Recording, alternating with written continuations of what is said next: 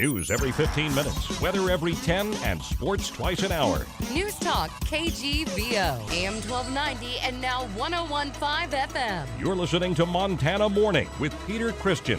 The Karma trial goes to the jury. Good morning, everyone. It's Montana Morning. It's Wednesday, December 17th, 2014.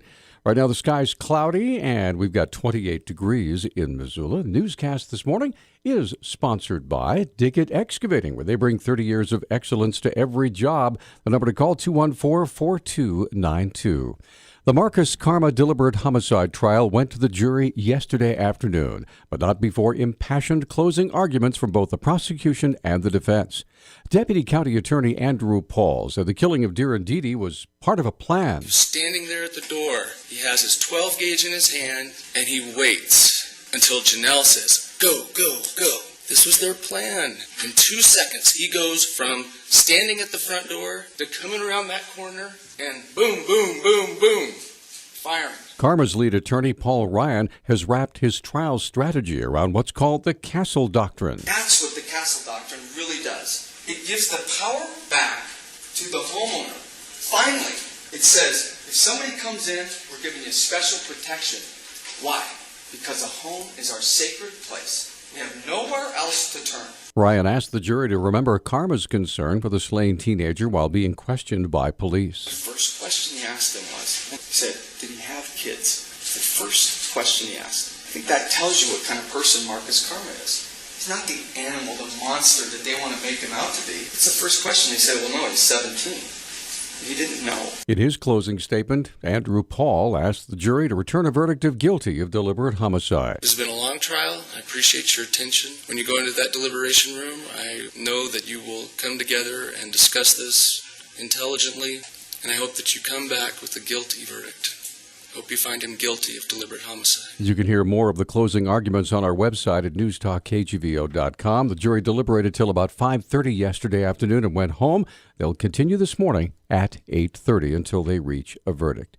And, of course, as soon as we get a verdict, we will put it on live right here on KGVO.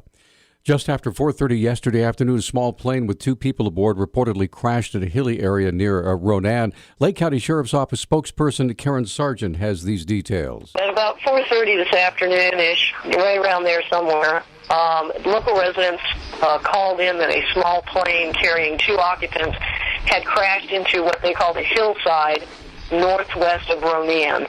The pilot of the plane, who was from Alaska, was pronounced dead at the scene. The passenger, a local Lake County resident, was taken by alert helicopter to Kalispell Regional Medical Center. His condition is unknown at this time. The names of the deceased male pilot and the name of the passenger are being withheld pending notification of family members. The plane was a 2-seater tandem Piper aircraft. Although the flight plan is unknown, it's believed the flight originated out of the Polson Airport. Missoula police are still looking for a 15-year-old high school girl named Talia Mati, who has been missing since December 2nd. Missoula Police Public Information Officer Travis Welsh provides more details. She was dropped off at school at 8 o'clock in the morning and was last seen about 2 o'clock in the afternoon before her last class of the day. She has not returned to the group home she had just checked into, and she's only 15 years old, and we have reason to believe that she's still in Missoula, but that at night she is known to be seeking shelter. We're concerned about her welfare. We're concerned about whether she's able to find food to eat. Police released a picture of Taylor yesterday in hopes that someone in Missoula will recognize her. She is a Native American female. She's about 5'4" tall. She has medium-length brown hair, brown eyes, about 140 pounds, last seen wearing jeans and a dark sweatshirt with a red number 23 on it.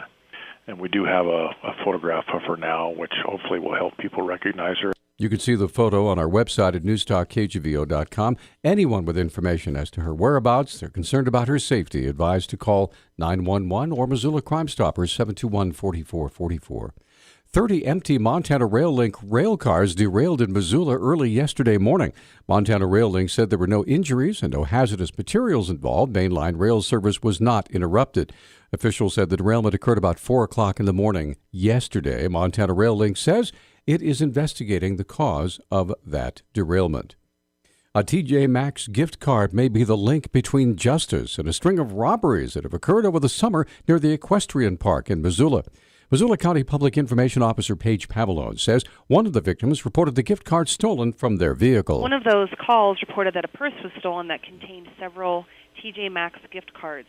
So TJ Maxx was on notice to contact law enforcement if, in fact, somebody utilized one of those stolen gift cards and someone actually went into the store, made a couple purchases, bought some clothing items, and that person's photograph is featured on the Crime Stoppers flyer that we sent out.